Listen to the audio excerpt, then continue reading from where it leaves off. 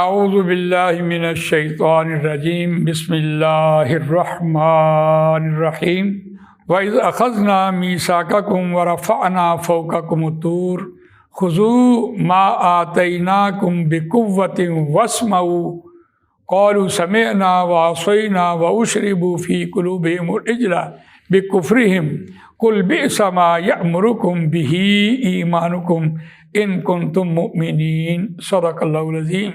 رب اشرح لي صدري ويسر لي أمري واحلل عقدة من لساني يفقهوا قولي اللهم أرنا الحق حقا وارزقنا اتباعه وأرنا الباطل باطلا وارزقنا اجتنابه آمین یا رب العالمین۔ دوستو اور بزرگوں، سورہ بقرہ آیت نمبر 93 آپ کے سامنے تلاوت کی ہے، اور یہ پہلے پارے کا 11واں رکوع زیر مطالعہ ہے۔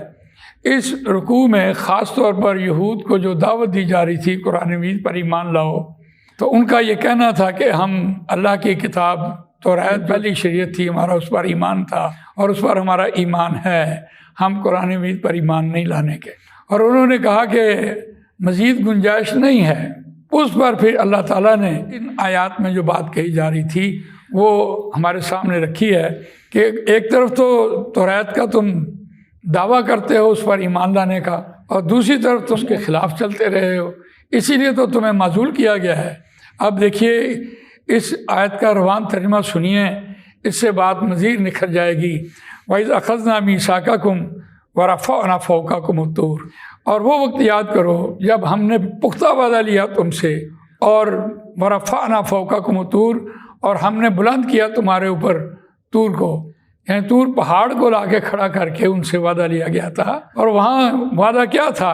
خُذُوا مَا آتَيْنَاكُمْ بِقُوَّةٍ وَاذْكُرُوا مَا فِيهِ لَعَلَّكُمْ تَتَّقُونَ، اس کو مضبوطی سے تھامو۔ خُذُوا ما، جو ہم نے تم کو دیا ہے، مَا آتَيْنَاكُمْ بِقُوَّةٍ وَاذْكُرُوا مَا فِيهِ لَعَلَّكُمْ تَتَّقُونَ، اور یاد کرو جو اس میں لکھا ہے شاید کہ تم تقوی والے بن جاؤ۔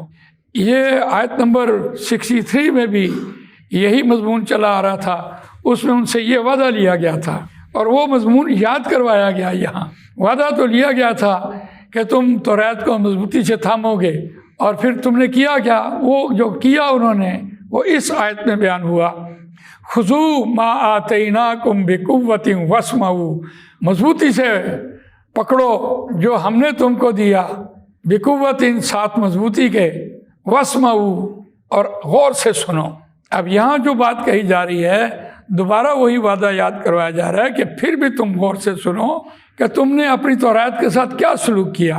تو انہوں نے کہا قالوا سمعنا وعصینا، اس وقت بھی انہوں نے یہ کہا، اور وہ یہ بات یہاں یاد کروائی جا رہی ہے۔ انہوں نے کہا سمعنا وعصینا، ہم نے سن لیا اور ہم نے نافرمانی کی، ہم نہیں مانتے، یعنی ان کے منہ سے یہ بات کہلوائی ہے۔ اور اس کی پاداش میں وَأُشْرِبُوا فِي قُلُوبِهِمُ الْعِجْلَ بِكُفْرِهِمْ، پس پلا دی گئی، ڈال دی گئی ان کے دلوں میں بچھڑے کی محبت ان کے انکار کے سبب۔ یہاں جو بات کہی جا رہی تھی، جس چیز کی دل کے اندر محبت ہوتی ہے اس محبت کو اور جاگزی کر دیا جاتا ہے اور اس میں پھنسا دیا جاتا ہے۔ جب حق سامنے آ جائے اور اس کو قبول نہ کرے تو حق کی مخالفت میں جس چیز کے ساتھ آدمی پیار کر رہا ہوتا ہے، جس چیز کو آدمی پرائرٹی دے رہا ہوتا ہے، اس کی محبت اس کے دل میں اور جاگزی کر دی جاتی ہے، اور یہ بڑی سخت سزا ہوتی ہے۔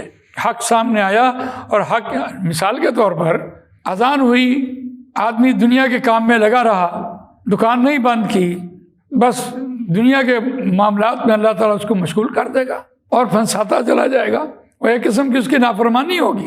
قالوا سمعنا وعصینا وَأُشْرِبُوا فِي قُلُوبِهِمُ الْعِجْلَ بِكُفْرِهِمْ، انہوں نے بچھڑے کی پوجا کی، ان کو کہا گیا تھا کہ توریت پر عمل کرو اور شرک نہ کرو، انہوں نے بچھڑے کی پوجا کی، اور اللہ تعالیٰ نے بچھڑے کی محبت ہی ان کے دل میں ڈال دی ان کے انکار کے سبب۔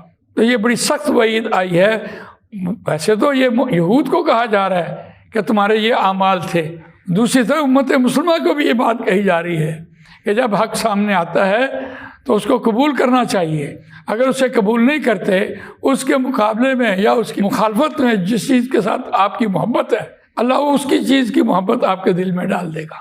اب یہاں پھر قل بئس ما یأمرکم بہ ایمانکم ان کنتم مؤمنین، اے نبی صلی اللہ علیہ وسلم کہہ، تیسری بار یہ بات کہلوائی ہے اللہ تعالیٰ نے نبی اکرم صلی اللہ علیہ وسلم کے زبان مبارک سے، بئس ما بہت برا ہے، یأمرکم جو حکم دیتا ہے تم کو، بہی ساتھ اس کے، کون؟ ایمانکم تمہارا جو ایمان ہے وہ تم کو حکم دیتا ہے، ان کنتم مومنین اگر تم ایمان والے ہو۔ ایک طرف ایمان کا دعویٰ کرتے ہو اور دوسری طرف تمہارا عمل بالکل الٹ ہے۔ اس بات کو اچھی طرح سمجھیے، یہی بات سمجھائی جا رہی تھی کہ جس چیز پر انسان کا ایمان ہوتا ہے اور پھر یقین ہوتا ہے اور پھر عمل ہوتا ہے، اور جو انسان کی دنیا میں عمل چل رہے ہیں وہ بتا رہے ہیں کہ تمہارا کسی دنیا پر یقین ہے، آخرت پر تمہارا یقین نہیں ہے۔ وہ ایک عمل حکم کے بغیر ادا نہیں ہوتا، نہیں سرزد ہوتا، اس کے پیچھے کوئی نہ کوئی ضرور حکم دینے والا ہوتا ہے، خواہ باپ ہو، خواہ ماں ہو، خواہ استاد ہو، خواہ مالک ہو، یا کوئی دوست ہو، یا کوئی معاشرہ ہو، وہ حکم دیتا ہے، انسان عمل کرتا ہے۔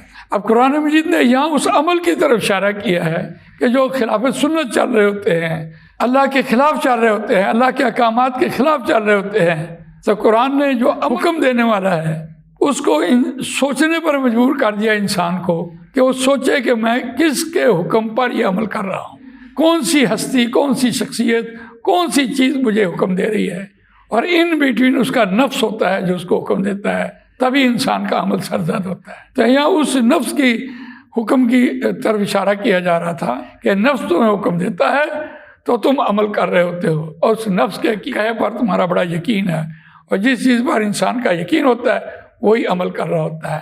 تو یہ آخری آیت میں یہ بات اور مزید نکھار دی، قل بئس ما یأمرکم بہ ایمانکم ان کنتم مؤمنین، اے نبی آپ ان سے کہہ دیں کہ بہت برا ہے جو تمہارا نفس تم کو حکم دیتا ہے، اور جس پر تمہارا ایمان ہے وہی تم عمل کرتے ہو، اور اگر تم مومن ہو تو پھر وہ عمل کیوں کرتے ہو؟ ایک طرف مومن ہونے کا دعویٰ کرتے ہو اور دوسری طرف عمل جو ہے اس کے خلاف کر رہے ہوتے ہو۔ اللہ تعالیٰ مجھے آپ کو قرآن مجید پڑھنے، سمجھنے، اس پر عمل کرنے، اس کو دوسروں تک پہنچانے کی توفیق نصیب فرمائے۔